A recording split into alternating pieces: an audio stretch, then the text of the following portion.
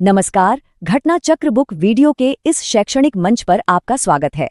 हमारा उद्देश्य है ज्ञान को सरल, स्पष्ट और सुलभ रूप में आप तक पहुंचाना। आइए आरंभ करते हैं अध्ययन और सफलता की इस यात्रा को।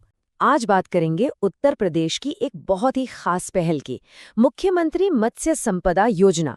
ये एक ऐसी स्कीम है जो गांव के साधारण से दिखने वाले तालाबों को सच पूछिए तो कमाई का एक बड़ा जरिया बनाने का दम रखती है। तो सवाल यही है कि क्या गांव के तालाब सच में सोना उगल सकते हैं? मतलब क्या उनमें इतनी आर्थिक क्षमता है कि वो लोगों की किस्मत बदल दें?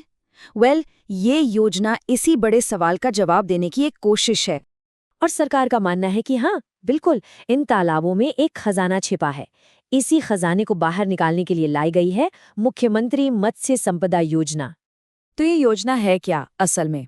देखिए, ये एक सरकारी स्कीम है जिसे दिसंबर 2022 में मंजूरी मिली। इसका सीधा सा काम है, जो लोग ग्राम सभा के तालाबों में या पट्टे पर लिए गए तालाबों में मछली पालन करना चाहते हैं, उन्हें आर्थिक मदद यानी फाइनेंशियल ग्रांट देना, ताकि मछली पालन के सेक्टर को एक जोरदार बूस्ट मिल सके।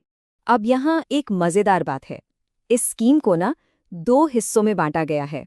कह सकते हैं कि इसके 2 मुख्य अंग हैं जो अलग अलग तरह से काम करते हैं। तो ये 2 हिस्से हैं, कॉम्पोनेंट ए और कॉम्पोनेंट बी। कॉम्पोनेंट ए का फोकस है मछली पालन शुरू करने में जो पहला खर्चा आता है, यानी फर्स्ट ईयर इन्वेस्टमेंट, उसमें मदद देना। और कॉम्पोनेंट बी का फोकस है मछली के बीज, जिन्हें फिश सीड कहते हैं, उनके बैंक बनाने पर, ताकि अच्छी क्वालिटी वाले बीज की कमी न हो। चलिए, अब आते हैं सबसे जरूरी बात पर, यानी हिसाब किताब पर। ये 40% की जो सब्सिडी या अनुदान है, इसका गणित क्या है, इसे समझना बहुत जरूरी है। तो देखिए, सरकार ने एक स्टैंडर्ड कॉस्ट तय कर दी है। 1 हेक्टेयर तालाब को मछली पालन के लिए तैयार करने की लागत मानी गई है 4 लाख रुपए।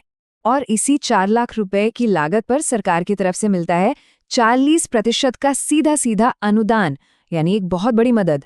तो मतलब साफ है, ये मदद ग्राम सभा के सुधारे गए तालाबों या फिर पट्टे पर लिए गए दूसरे तालाबों पर मिलेगी। और ये जो 40% की मदद है ना, ये कंपोनेंट ए और बी दोनों के लिए है। यानी चाहे कोई मछली पालन शुरू करे या फिर फिश सीड बैंक बनाए, ये अनुदान दोनों पर लागू होगा।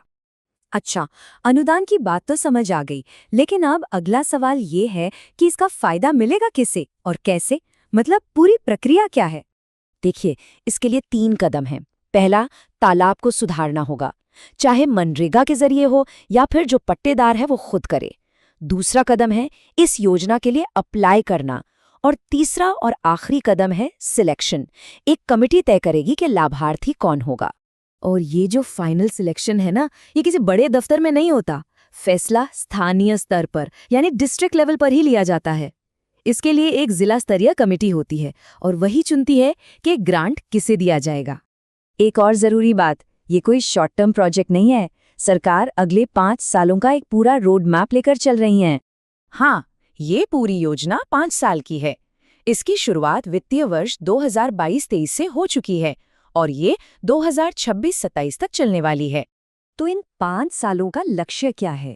लक्ष्य वही है कि गांव के वो तालाब जो अभी तक ज्यादा काम नहीं आ रहे थे, उन्हें मछली उत्पादन का और आर्थिक गतिविधि का एक बड़ा सेंटर बनाया जाए। बिल्कुल वही बात जिससे हमने ये पूरी चर्चा शुरू की थी। तो अंत में सवाल यही है, क्या ये स्कीम, ये 5 साल की कोशिश उत्तर प्रदेश को मत्स्य पालन यानी एक्वाकल्चर का एक पावर हाउस बना पाएगी? क्या ये वाकई राज्य में मछली पालन की तस्वीर को पूरी तरह से बदल सकती है? ये देखना दिलचस्प होगा।